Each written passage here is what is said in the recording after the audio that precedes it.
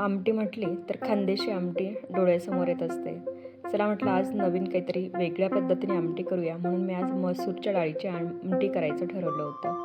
सर्वप्रथम कांदे बारीक चिरून तव्यावर भाजून घेतले, खोबरं भाजलं, डाळी भाजली आणि टमाटेसुद्धा भाजून घेतले. त्या मिश्रणात मी हळद, मीठ, तिखट, गरम मसाला आणि काळा मसाला, कोथिंबीर सगळं मिश्रण मिक्सरमधून काढून घेतले.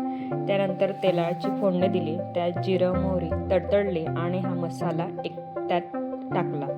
तो चांगला लालसर भाजून झाला. तळून झाल्यानंतर त्यात भिजलेली मसूरची डाळ टाकून पाणी टाकले आणि तिला उकळी येऊ दिली. एक शिट्टी घेतली आणि मसूरची डाळ शिजली. त्यात थोडासा गूळ टाकला गोडपणा येण्यासाठी आणि ही अशी आमटी तयार झाली. त्यानंतर गरजेनुसार मी त्याच्यात गरम पाणी ॲड केलं आणि आमटी तयार झाली.